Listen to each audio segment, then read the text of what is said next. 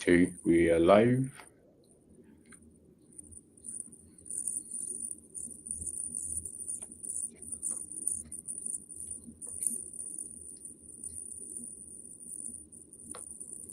Um,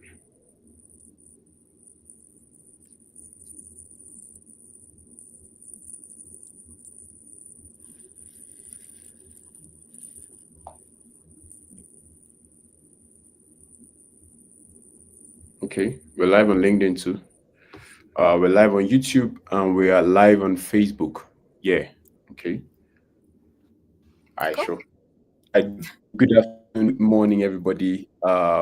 Thank you very much for tuning into another episode of An Hour with the Manager with your host, Super Matthew. And I'm here today with a very distinguished guest who is going to also share very much valuable information with us today with all the professionals and entrepreneurs we have in the house here. And nice to meet you here with us, Edith. How's the day? Thank you. Good, Yvonne. Thank you very much for having me. It's good actually. Good to be here. Okay. Yeah, to everyone who is joining us today, as usual, while you're coming on board, make sure you're not listening or watching this show alone, or even after you're going to watch the post recording. Make sure you also share that with your boss, share that with your folks, share that with anyone who you find this information is valuable enough for. Let's see how to build a very strong and collaborative network with every professional entrepreneur we have in the house. So today on Now with Manager, we have a very wonderful discussion which will be talking about how to build a strong business corridor across borders, right? So if you're a business leader, if you're an entrepreneur who is looking out to, understand what business looks like in some other continent or some other region, this conversation is for you. And in case you're also just interested about just knowing what is happening in each of those regions, particularly Netherlands and India, who our is of that very initiative who's going to also share some information with us and let us know what is going on there and how we can also benefit some of the opportunities or collaborations that is going on there today. But before we get deeper into the conversation, we would like to know much about our guest. Edith, we'd like to know much about you, and let's for the benefit of those who are just meeting you today, we'd like to know more about what you've been doing for the past couple of years. And you have very much wonderful portfolio. If you have to read it, because going through your portfolio, I was like, wow, when did you have the time to bag all of this and still looking very shiny, strong, and still doing what you're doing? It's very amazing and very lovely to see that. So please, we would like to get to meet you more. Thank you. Thank you very much. Yeah, my husband also gets dizzy of my schedule lately. So yeah. Well, I have been doing this I have stepped up my game quite honestly when the kids have moved out of the house. I have three wonderful children of 34, 32, and 29 years old. I went to law school when the youngest went to kindergarten. So I was juggling with three kids, bringing them to kindergarten and school, and then running off to university and going to law school. I started with the Yeah. kids very early. My youngest was born when I was 22 years old. So that gives you a bit of a challenge to go to law school. But after that, it's amazing because the kids are already old and you don't have to stop to pursue your career. And once the kids were on their own feet, I could step up my game. And then my husband told me, you lag 10 years ahead, behind the normal schedule because of the kids. And that really gave me the initiative to push harder. And it's like in Formula One when you have to Hello. come. Can you? Yes, can you hear me? Hello? Perfect. All right, sure. I just need to sort the internet out. Yes, I'm hearing you now. Sorry for that Good. interruption. So Yes. no problem. So it's But like it's better now, Formula right? One. Yeah. It sounds better. It's a bit cracky, but I don't know if it's on my side. I hope not. Um, Okay. it shouldn't. Okay. All right, sure. All right. Yeah. So can you hear me properly? Perfect. I can hear you. Wonderful. So it was really the idea of, starting from the grid and then driving all the way forward. That our national hero in Formula One is Max Verstappen. He's the one that really showed us that even if you start a bit behind, you can still get to first place. So I like that. Mm. Thank you very much for sharing that. But how is that experience always like? Always having to find yourself in a very, every new adventure, you don't know what to expect. Yeah, but that's the fun part in life. I mean, if you get up in the morning and you know exactly how your day looks like, that's a bit, I mean, it's very it is reassuring if you know what's going on. But with us, in our line of work, you never know what's going to happen. You can plan, but things change, and that's the exciting part. There is never a week in which you know exactly what you're going to do next week, but you have some points in it, like court hearings or something like that. But there is always something exciting, something it's exciting good, and something it's exciting a bit less good. But that's okay. I feel like it, like you've mentioned, it's the fact that you don't know what's going to happen next, right? Makes it more adventurous, and that's how we should live life ahead. But yeah, okay. So looking at our conversation today, how to build a strong business corridor across borders, right? And we are thinking through um with the whole chaos, let me put it that way, right? Everyone trying to be uncertain of what is going on in the world, right? Either in the West, in Europe, in Africa, in Asia. Everyone is confused on what is going to be the next business decisions, and is it going to be possible to have these cross collaborations or thereabout, and how will business policy be like? In your own region, and in you being the chambers, right, being at the frontier of Netherlands and India, how do you see business process so far, like in 2025 and maybe the year we're looking forward? Because I know in 2024 it was quite different. Yes. Let me go back a bit, because when I started engaging with the chamber in 2016, people would ask me, India, why?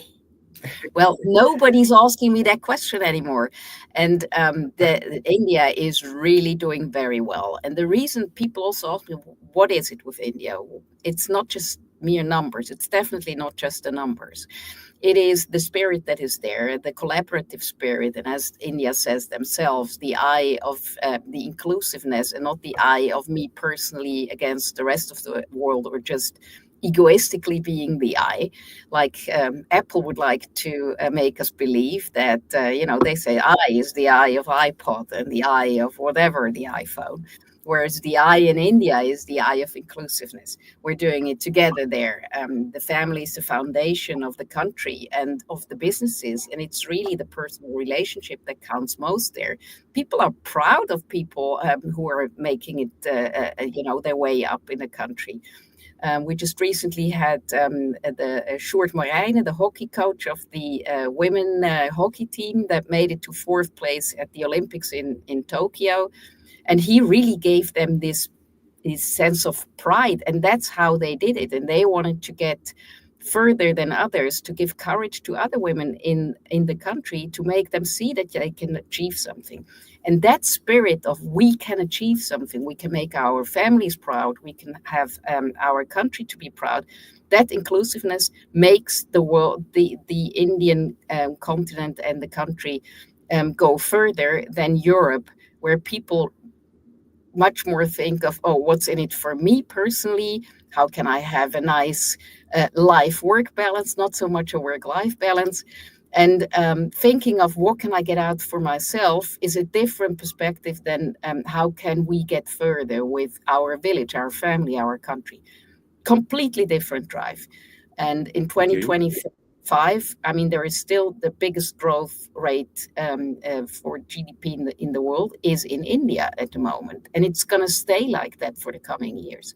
So even though doing business, and I'm realistic, I'm really, even doing business with India is not as easy as doing business with European neighbors, let's put it that way.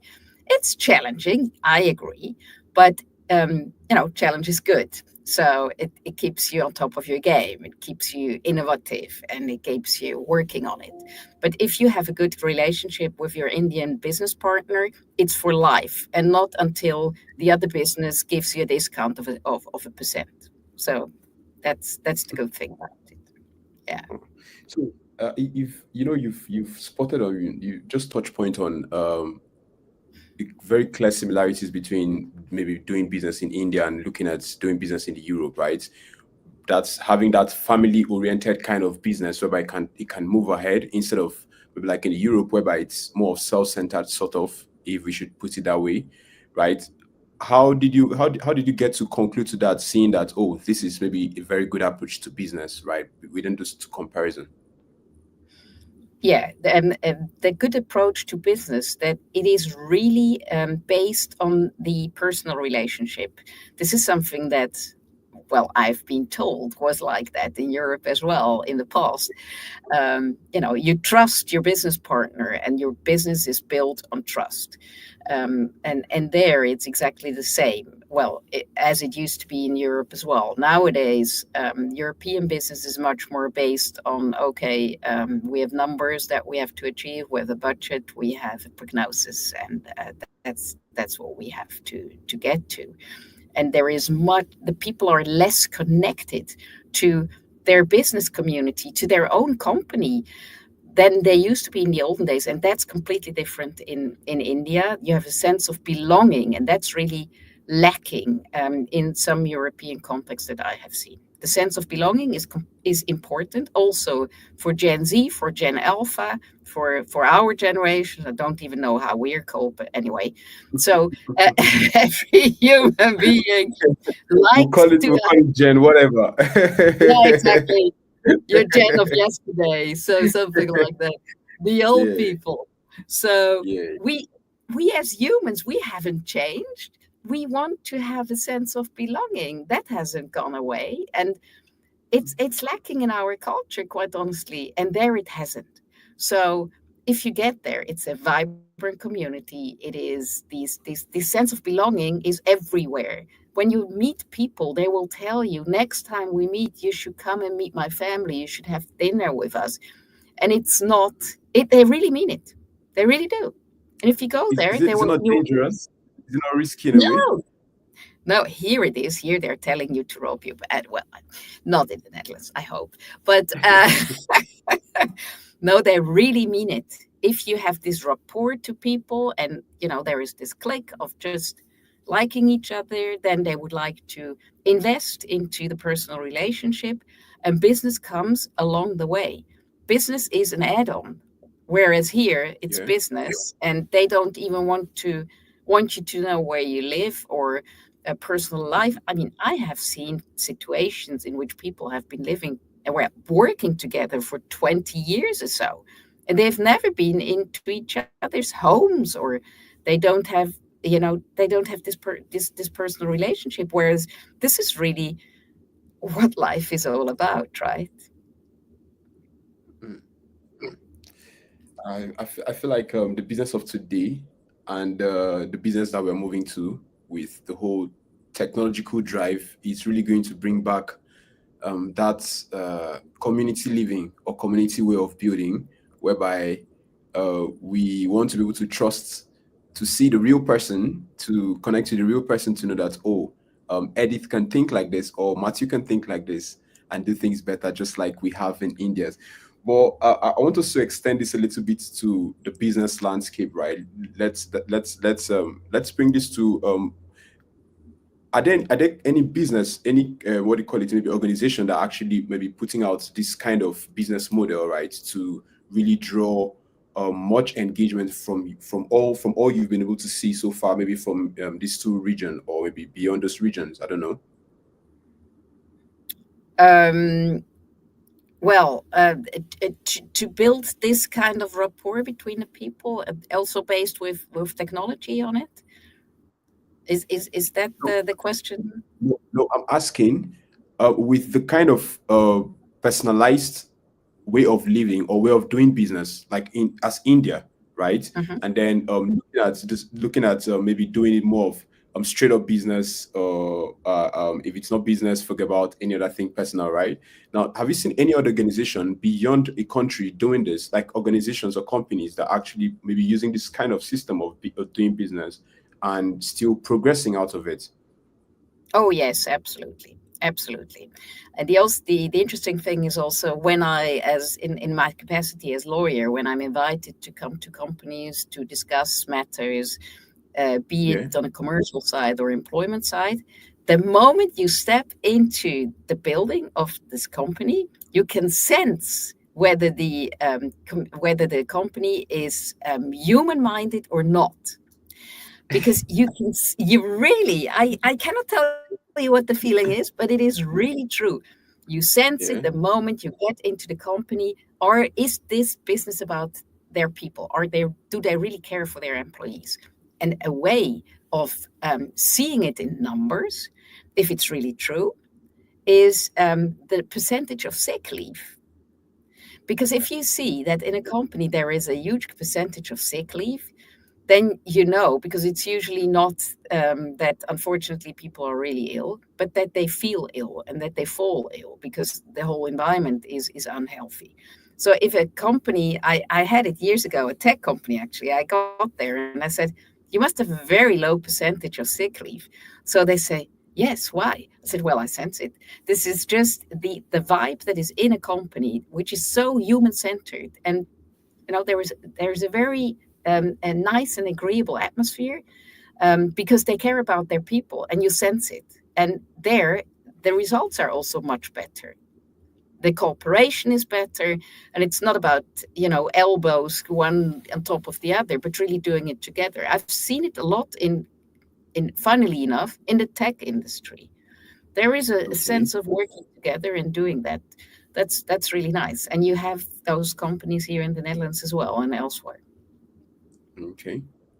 That's a great way to look at it, and thank you for sharing that.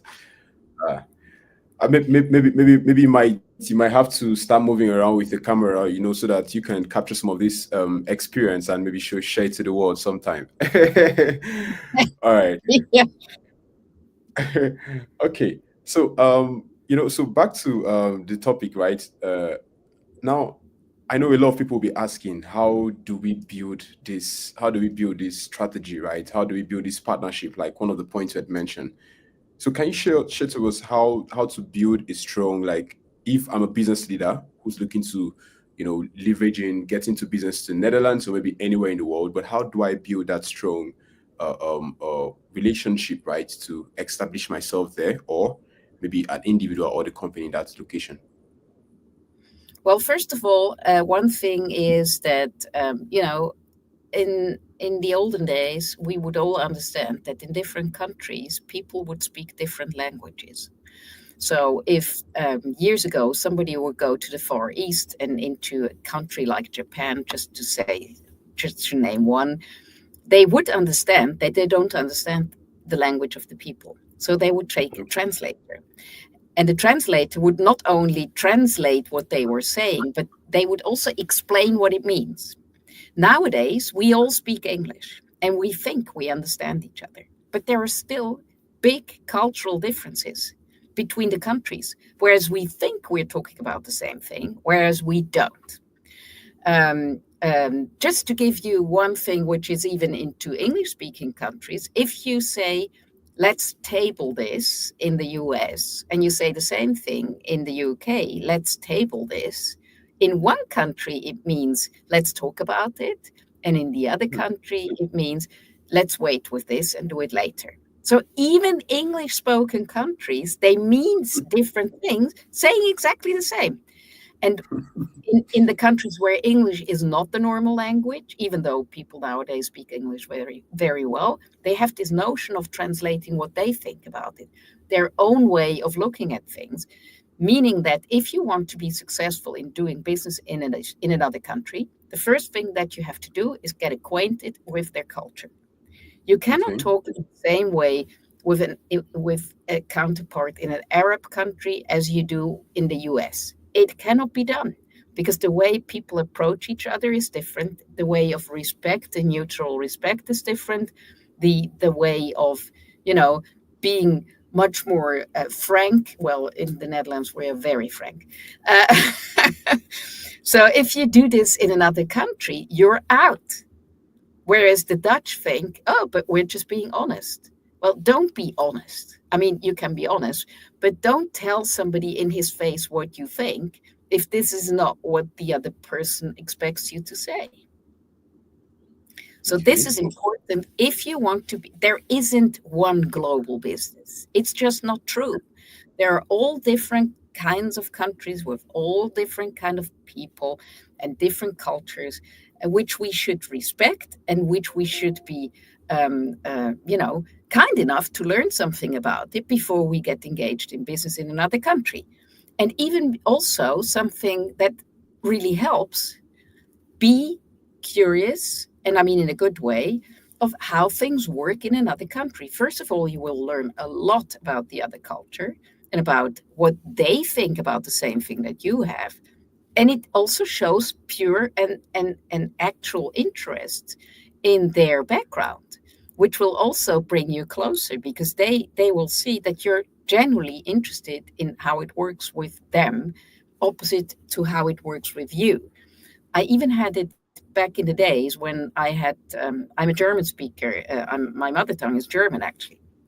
So I had a German company sitting at the conference table in our office, in our law firm, years ago.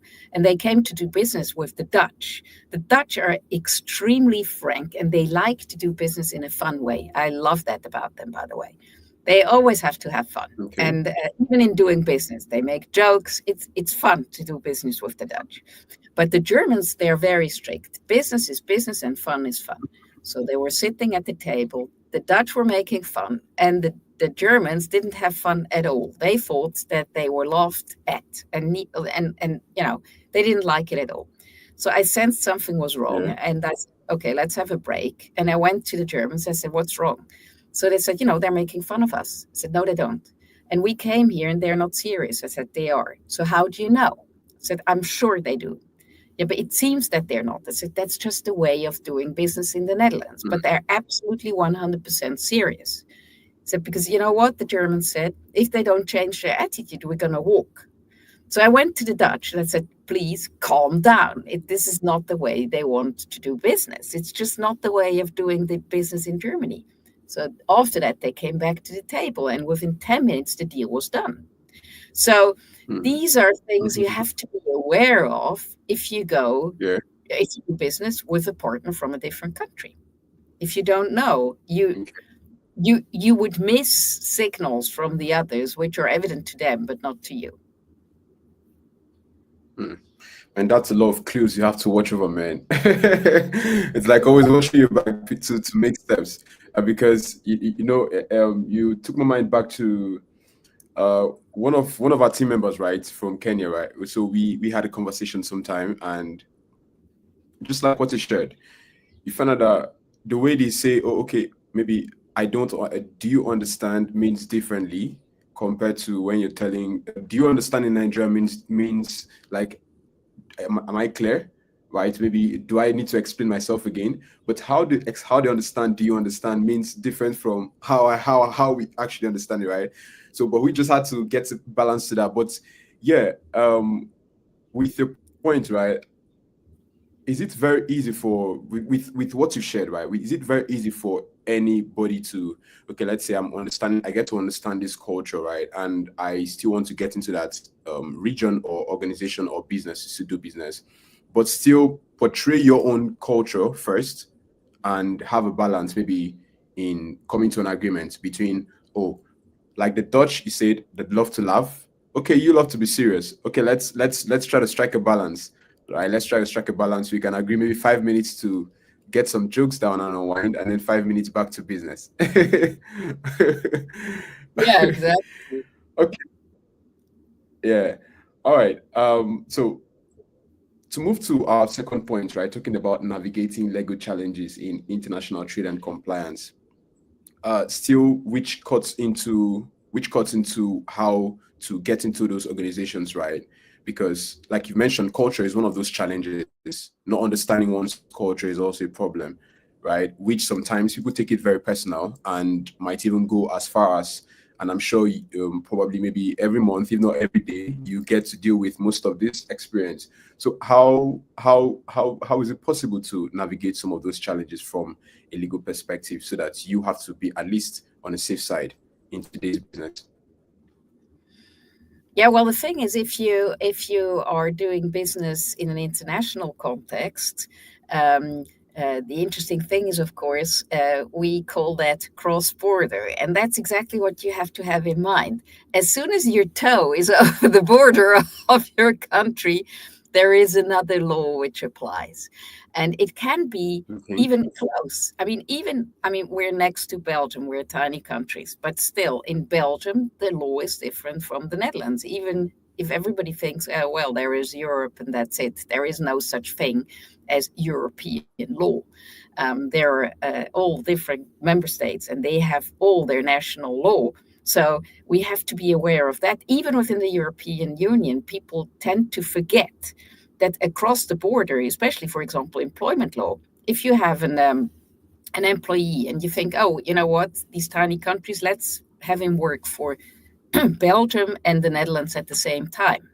Well, dismissing this person means that you have to dismiss him for the Dutch part and also for the Belgian part. And that's different ways of doing it. So you would then need two Okay. lawyers to ensure that the person is dismissed properly. Just to name something which is very near. So if you're going far, you have to involve local lawyers as well to understand how things work. And well, that's actually the magic formula of understand that things are different as soon as you are out of your country. And just think about and ask, okay, how does this work with you? And the best trick of doing this is telling them, look, where I come from, this is how it works. How does it work in your place? And then you get a sense of telling the other one, first of all, this is how it works with us. This is what my client has in the back of his mind. So tell me, what does your client have in the back of his mind when we're talking about the same thing? So that gives you Okay. The the balance. topic exactly of where it's different. Okay. So I think yeah. that makes sense. Yeah. That makes sense. But do you get to find it? Do you get to find do you get to have that time when you have maybe heavy disagreements in terms of one balance trying to say, okay, uh, let's maybe switch from one person's culture to this other person's culture, or on this particular matter, because that can also be a problem. Yeah, well, you also have to choose the applicable law, of course. If you have if you get into a contract, you will have to agree on a certain contract, on a certain law, the applicable Okay. law. If not, there are rules of international law. If you do not choose the applicable law in a contract, it will be decided by the rules of international private law, by the transaction that you do, which law is actually applicable, and it can be something completely different than you had in mind. So, if you draft an agreement between two people in two different countries, make sure that in your MOU or letter of intent or anything, you agree on which law should apply. Then, of course, then you already know the set of rules that apply. That makes it easier. Oh, okay. Okay, that makes sense. Thank you very much for that. And I see we have some persons who are joining us from the audience. Thank you very much, George Otieno. And to everyone who's joining us, if you have any question regards to this topic, please don't hesitate to send them to the comment box, or better still, send them to my DM if you don't want your name to be there, and I'll read it accordingly anonymously here. Trust me. And well, as much as possible, if you're enjoying the conversation, make sure you share the link, invite your friends. I think I see these days people post a lot on WhatsApp story, so you can as well post it on your WhatsApp status and have people get on board to also listen to this conversation, either on Facebook, on YouTube, or on LinkedIn. And we'll be here to continue to fire down with much of this insight.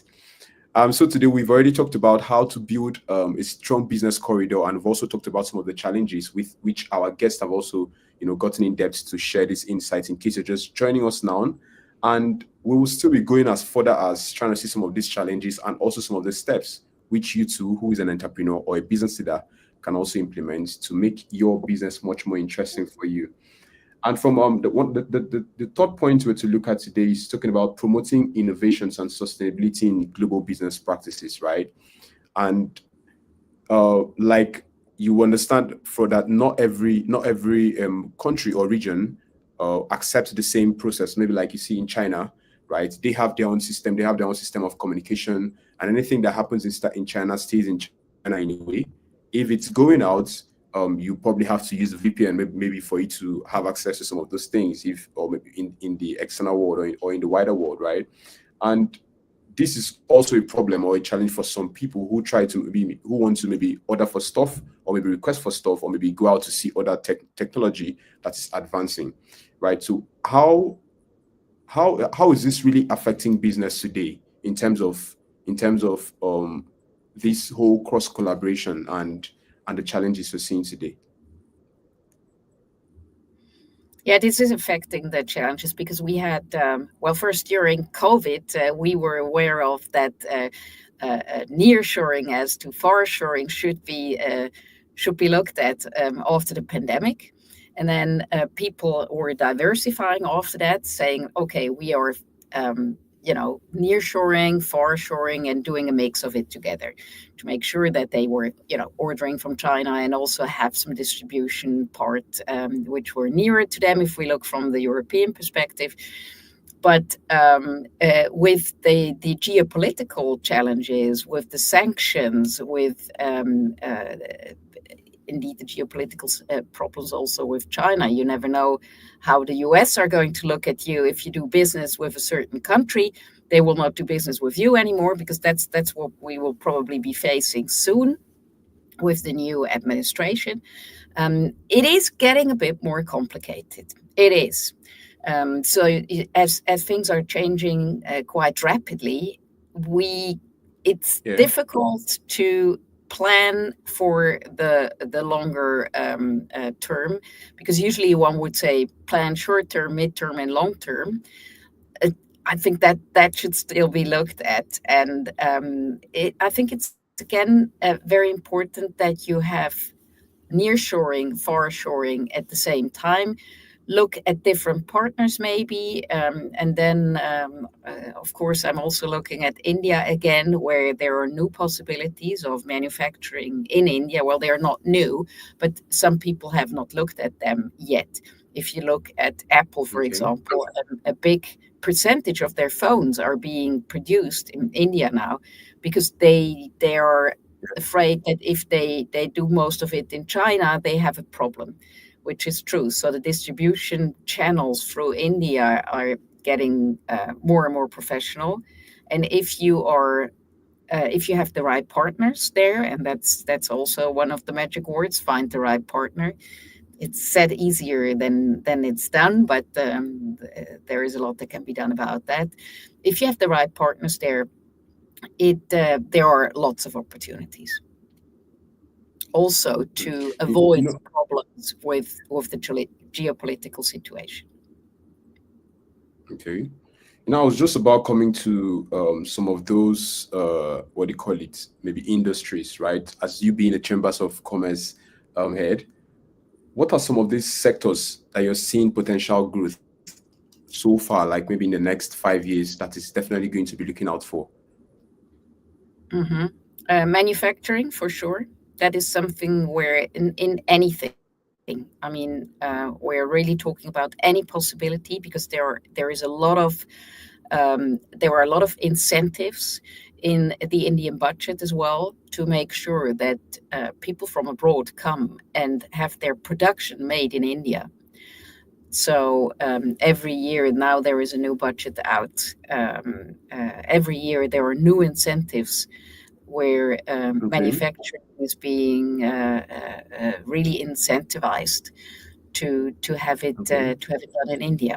And it would go too far to, go into the details of those incentives because they're quite elaborate, and we have specialists in going into that.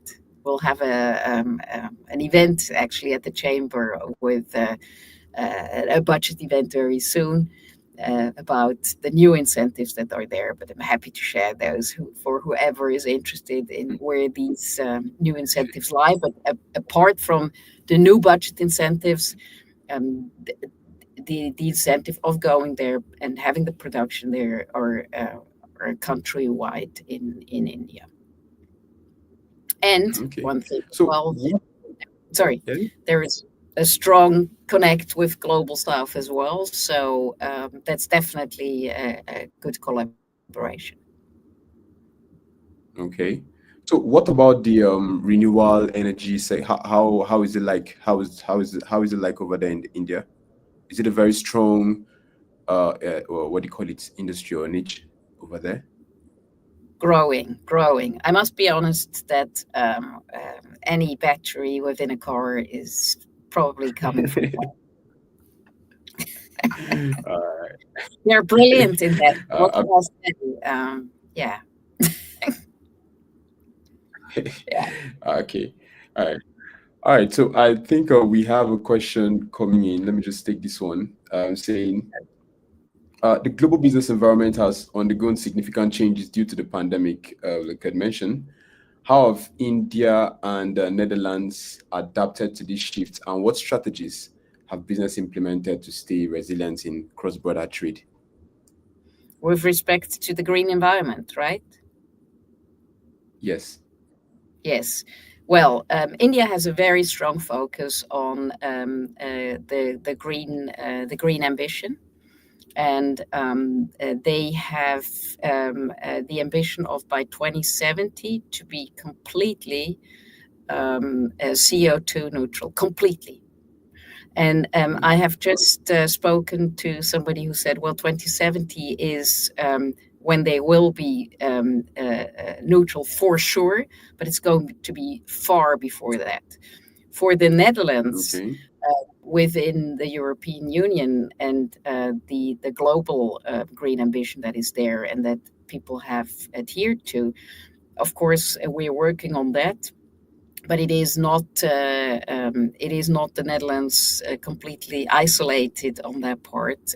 There are some very strong guidelines on what you have to adhere to. You have to report about all ESG parts, not only the green ambition. So it will stay important, and we're still part of the Paris Agreement, not going to stepping out. And yes, we have the Shell judgment and others as well, where also our courts have said very clearly that companies, and there was a recent judgment actually just 2 days after the inauguration of President Trump, where a court said that the government needs to do more to really adhere to the green ambition that we have to, and they don't do enough. And if they keep not doing enough, they have to pay penalties, which are taxpayers' money. But there is a clear route of going through with the Paris Agreement. And even if across the Atlantic they're thinking otherwise, we're not going to leave that ambition because it's our planet and it's the planet for our children. So we have to do that. And the Netherlands are strictly adhering to that. The way you're sounding right now, it sounds like India is going to be it's already a very good point for investment. Yeah, definitely. Yeah. Well, the Netherlands is India's fourth biggest investor, and the other way around worldwide. Can you imagine? Okay. Quite a tiny country with such a big country. So, maybe it might not really be the size of the country. The country might be doing bigger things than its size. Yeah. People said size matters. Well, sometimes it does, but not in this perspective. Right. Okay. So, regards to innovations and sustainability and all we've mentioned, right? Because as a business leader or an entrepreneur who who would probably have to listen to this with all of this insight and knowing that, okay, maybe I have to re-strategize and maybe focus on pushing my business out maybe to India or maybe to Netherlands or maybe to anywhere in the EU or in.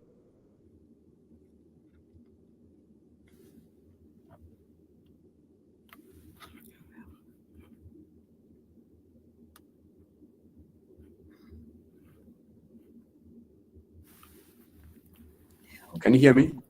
No, now I can. Now Hello? I lost you there, Oh, but we're back. yes. Yes. So, regards to the whole business leader and innovative ideas, right? So, how will I, as a leader, be able to promote my business in the right way for it to really have that acceptance in those regions if I needed to go into those places here? Yeah.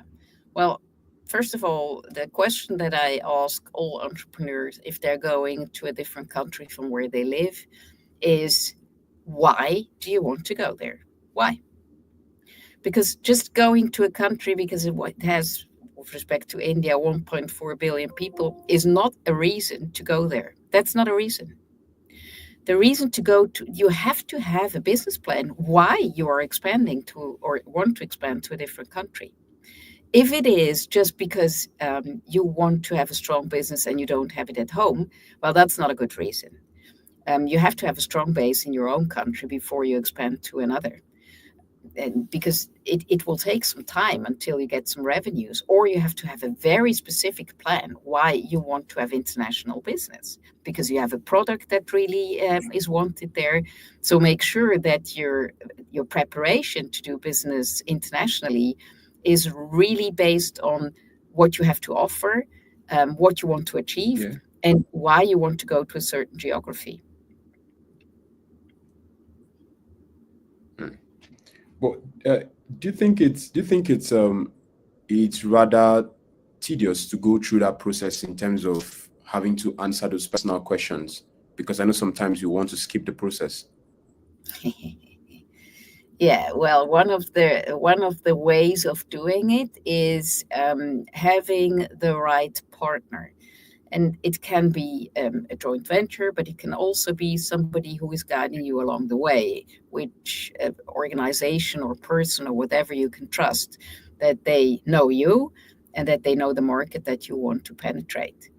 And that's the way where Okay. you could basically, in theory, skip some points if you have the right partner or advisor that really knows you and knows the country or the market that you want to enter. Hmm. That would be a very good thing then to probably have to. I believe you will have some of this network for those who will be looking to, explore their hands in probably Netherlands or India. Yeah. Oh, gladly, gladly. Yeah, yeah, yeah, sure.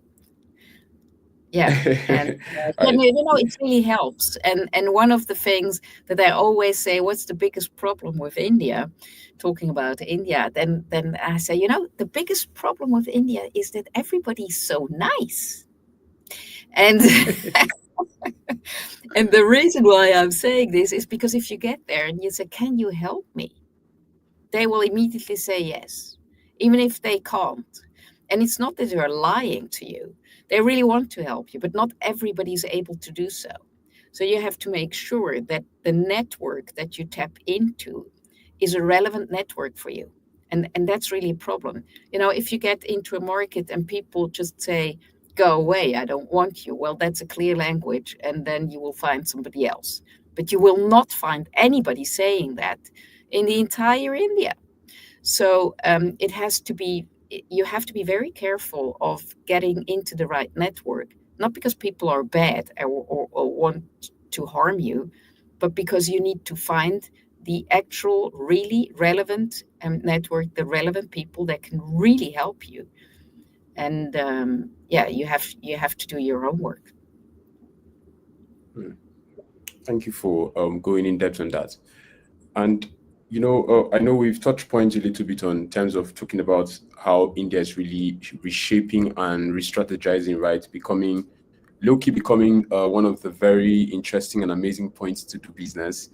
Because back then when we have to see Indians, it looks like maybe it wasn't as productive as we used to see.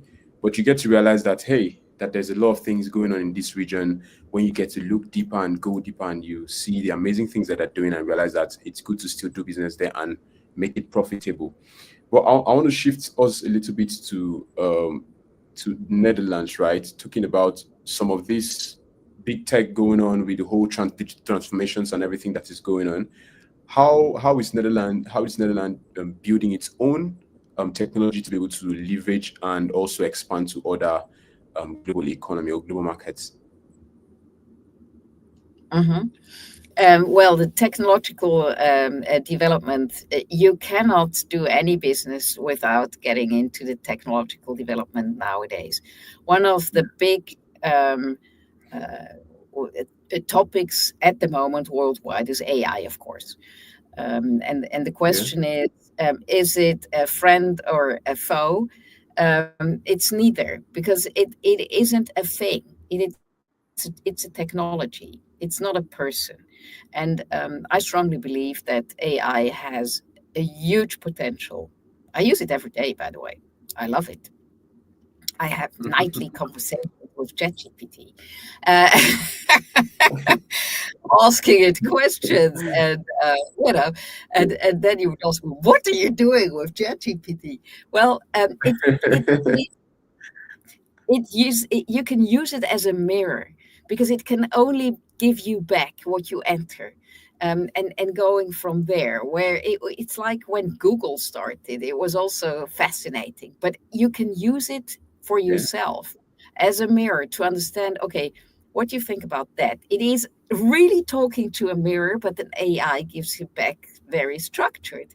And it's a huge opportunity. AI is not going to replace human beings. I'm quite positive about that. It gives you new Okay. opportunities to have simple tasks done by AI that you would use to have done by a student or somebody in a lower rank that does simple work. It's like an industrial revolution where you have certain things automated, where people also thought that jobs are being taken away. Jobs are not being taken Yeah. away. It's a shift. And if you know don't ever be afraid of these things. Get into them. Make yourself acquainted with them. See the possibilities. It's also not a magic thing. It is not doing your work. It is helping you think. And that's what it should be. To look further, Yeah. to look at it. It gives you possibilities, but it is not replacing your work. It is not, and it's also not the solution of doing nothing. Um, a few weeks ago, not so long time ago, apparently chat was down. And then the students around the world said, how can we do homework if chat is not working? Well, that's a bit stupid. Quite honestly. I'm I a bit worried about them, because we learned how to think and look things up without and check, trying. but they can't do a thing without it. So you have to make sure that they learn to work with it in a good way. Don't tell them you are Yeah. not allowed to use it, because that's an illusion. But they need Yeah. to check things. They need to be able to look at the sources, because otherwise crazy things come out. Like in the US, when a lawyer brought a case to the court, and the court said, we don't know that case. Where does it come from? And then the lawyer said, well, Chet said that it existed. So then he said, but didn't you check it, whether it was true? He said, yes, I did. So how did you do that? I asked Chet if it was true, and it said yes. Well, I mean, hello. That's quite funny. So we don't have to be stupid. We have to use the technology that we get as a tool to get further in a better way, but not to be, you know, um, lazy. It is not meant to be for us to be lazy. But how do you think that is affecting critical thinking? Oh, it is a lot. It is, because people just ask chat. instead of first thinking themselves. There is also apparently there is also the energy that is needed for one prompt is quite huge. So that alone, I mean, think about that. If you really know how to use The it, yeah. for a prompt is huge. So start thinking yourself, and you could use it like you would have in the past. You would have these games where you had cards, and on the front was a question, and the back Yeah, said was the answer. So instead of looking yeah. directly at the back, think about the answer first, because before you're looking at the back. Same with chat. Just think first before you ask or have a prompt. Yeah. All right. Thank you for going in depth to that. And I just want to ask quick lastly, right, that you've mentioned some of these challenges, which I know that is going on everywhere, like AI, right? AI really affecting a lot of things, particularly. But is it really also affected in the workforce of the Netherlands? Like how are employers really navigating that to be able to have effective results from their employees? Um, It is a big topic at the moment. It is. But an even bigger topic is the gig economy, platform working, and the fact that there is a disbalance between employed people and freelancers. And Okay. that's the hottest topic at the moment, the freelancer versus employee, because the employment status guarantees you job security, protection from dismissal, difficult ways of getting dismissed once you have an employment agreement for unlimited time, whereas the freelancer can be let go anytime. So there is the flexibility on the one hand, but on the other hand, there is no job security, no social security. So that's the biggest issue at the moment within the employment part in the Netherlands, and that's something that has to be solved. There is a directive, a European directive on the gig economy, which will take an implementation time of 2 years in the European Union. So in the meantime, we Two will have years. to find, yeah, we'll have to find a balance between um, big platforms like Uber, Deliveroo, DoorDash, all of these that deliver great service, but on the other hand, um, no job security, no insurance, or little insurance for the people who are really working for them. So if they fall off a bike and they can't work, well, usually they don't get paid. Whereas if it were a normal employment agreement, they would get paid because there is insurance. Now they're starting to insure people, but still, I don't I don't understand. Well, I do, but I think from a human perspective, it's not fair that these people don't have the protection that the employees have. And as a society at large, I think we shouldn't accept that. And I was at a conference last week where this was really the hot topic. I was on a panel together with some representatives from Uber, DoorDash, and Deliveroo, and they were stating that the people working for them, they really want to be as flexible as they are, and they do not want to be employed. Well, that goes for a very small part of the people, but most of them are they are not even aware. I mean, they make surveys for them. Well, I can make surveys as well, but they make surveys in which the outcome is that they want to be flexible, that they do not want to be insured, they don't want to have a pension. I mean, they're young, they don't know exactly what they want. And if you What ask in a exactly? survey, you rather have Yeah. 2 euros extra an hour now or a pension in 40 years. Well, guess what the outcome is? They want to have it now. Yeah, of course, and I get it. I fully get it. So that's really the hot topic at the moment: the freelancer, um, and versus the employee. And our tax authorities have now started, really looking into that as of the 1st of January. and they will really check whether a relation is a real freelance relation or an employment agreement. And if they think, even if you write freelance on the agreement with, and it is an employment agreement, the employer will have to pay social securities and taxes. So people are getting a bit more anxious to have freelancers instead of employees. And one of the opportunities that comes up with that is to have staffing agencies in between to balance this imbalance. But we'll see where it will end. I feel like that's a very good initiative. But if you still look at it, what is really breeding the freelance world or the freelance market is the whole remote setup, right? People just want that flexibility of working from anywhere. They don't want to always have to wake up by 9 to 5 and do the whole thing where you have to get to the office every day and come back and forth. So I feel like that is really, really breeding much of this what they call it, freelance stuff. But do you think like it's going to be a problem for the government to be able to solve, or is going to be long term? Is going to be a very awesome initiative to look back at for the Netherlands?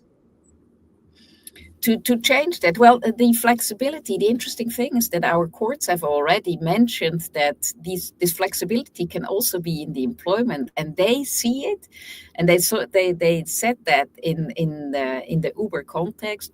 They said this is a new way of employment, a new way of being an employee, having that flexibility, which is quite interesting. So you don't need to be a freelancer to have this flexibility, because they think this is a modern new way of relationship between an employer and employee, and the employers have to accept that this is the new way of having employees. I'm looking forward to seeing what or how that is going to come out, because whatever that resolution is going to be, that might also impact some other part of the world, or some other business ecosystem, right? In terms of also making up space for freelancers, because I feel like it's going to be a very good thing. Maybe depending on maybe freelancers who have contract of like maybe 1 week, or maybe 1 month, 2 months, 3 months. That is also something to still looking for. But thank you for sharing that in depth with us and that insight. And lastly, we just want to touch point on how is Netherlands and India really fostering this mutual relationship for them to still stay strong? Because with you at the forefront of it, and even having to speak with you here, and even to those who are listening to this, I believe that if we have to see you at the front of business, definitely it's going to be a plus, or it's going to be a tick yes. So how are they really building this mutual relationship to to sustain that? Oh, I have no doubt that this is going to be a very good relationship. It has been for more than 75 years. And since the inception of the new republic, the Indian Republic, in India and Netherlands have been friends from the very, very beginning. And on the prime minister's level it is, and also on the non-political level, there is a strong connection and feeling that these ties are very strong and very important. So that's vice versa. The Dutch economy is really a knowledge economy, so therefore India appreciates that a lot. That the Dutch can bring in the know-how and the knowledge to India, whereas they can bring in the numbers and the possibility of manufacturing and the young workforce from there.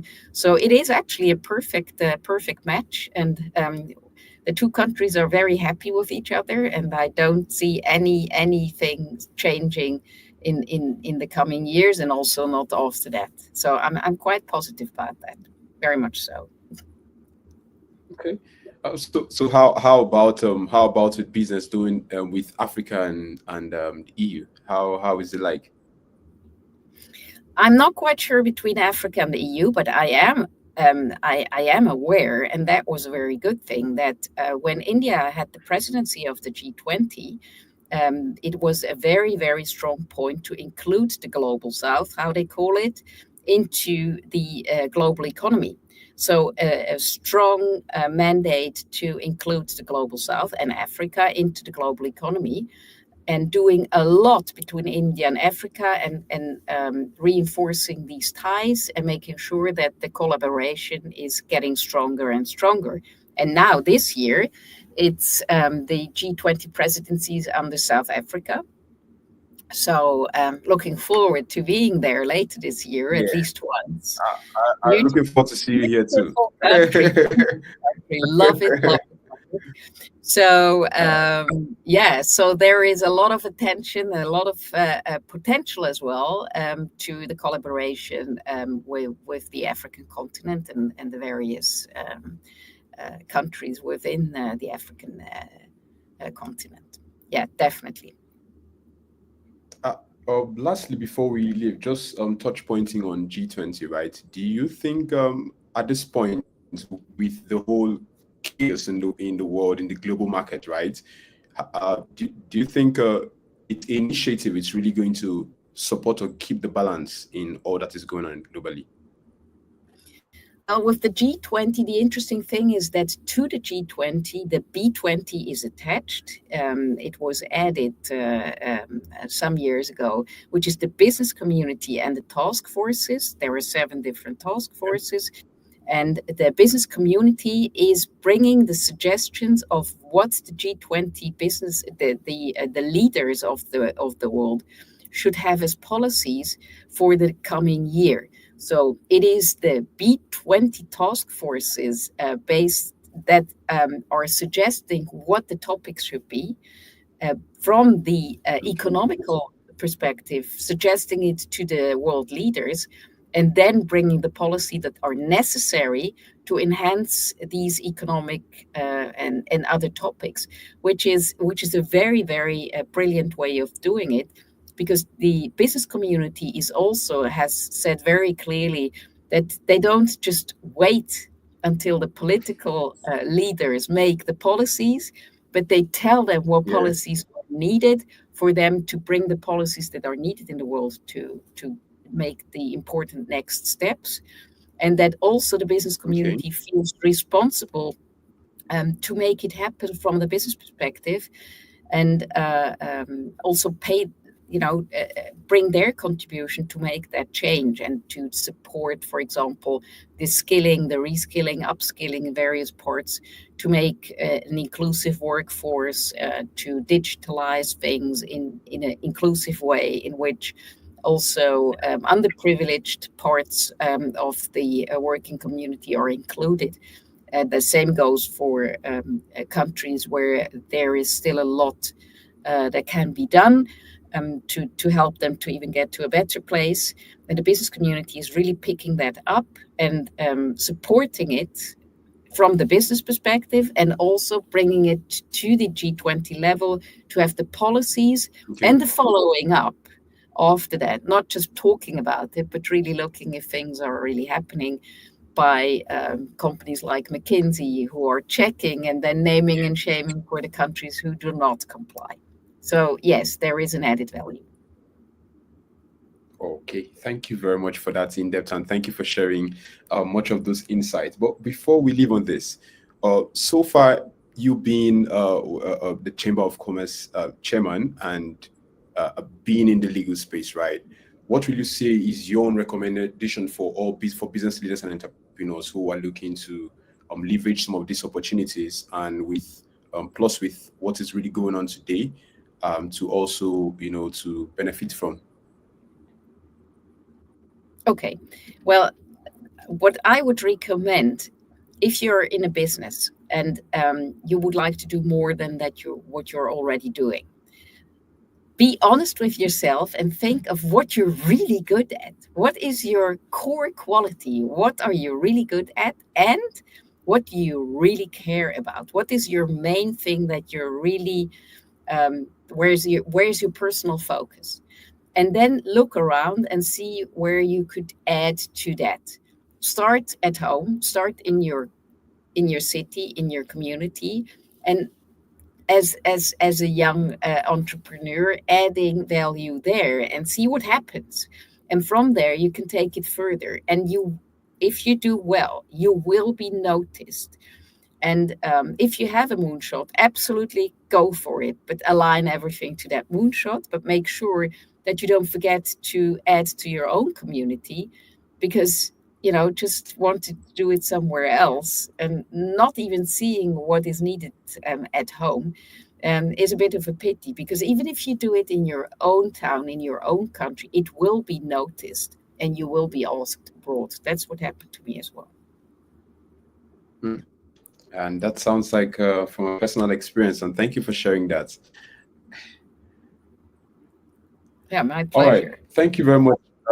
Thank you very much, everyone who stayed tuned with us for the past 1 hour and 6 minutes. And I must say that has been a very interesting conversation, very insightful personally for me and also for every other person, because first, I am also benefiting from this conversation by implementing them, sharing them to our community, like you've mentioned, and also helping other entrepreneurs and business leaders also become better at what they're doing, which is actually our first point of goal. And it's always good to always have guests like this, guests like you, who come on board to share these insights freely, also walk us through to what is going on today and what is also still to happen in the future that we are yet to see. And we'll continue to push this initiative and ensure that we build the next generation of leaders, because like you mentioned, a lot of things is happening today. A lot of Gen Z, a lot of businesses are going up and down, and a lot of or what do you call it, contract renegotiations are happening, pertaining to the way people are working, the way people negotiate, the way people do business. And by having most of these conversations, right, people can really understand how, or business leaders can understand how or where or what to do at a particular time to have the right results. And it's always good to have you, Edith. And we'll be looking forward to probably have you during the G20 too. Yeah, Hopefully, that and would be see lovely, how. Matthew. I hope to see you there in life. Yeah, yeah, of course, of course. We'll get to talk about G20 and see what is happening there probably, and share some of those initiatives with everyone listening to here today. But thank you very much, everybody, for the audience. And before we go, make sure you visit our LinkedIn, visit our YouTube, Facebook, like, share, subscribe, reach out to people, and then let them know. And Now with the Manager is here to serve every entrepreneur, businesses, and also founders too. And also, before you leave, make sure you connect with our guest, Edith Nordmann. She's a very, very wonderful speaker, trust me, and she has lots of insight. And if you're looking to leverage business in Netherlands and India, where else do you have to look out for when we have the Chamber of Commerce chairman here with us? So let's continue to connect, work, and build wonderful relationship together. Thank you very much, everybody, for your time. And good night, good morning, good evening from wherever you're joining us from. Bye, Edith. Thank you very much, Matthew. It was a pleasure. Thank you very much to all. Thank you too.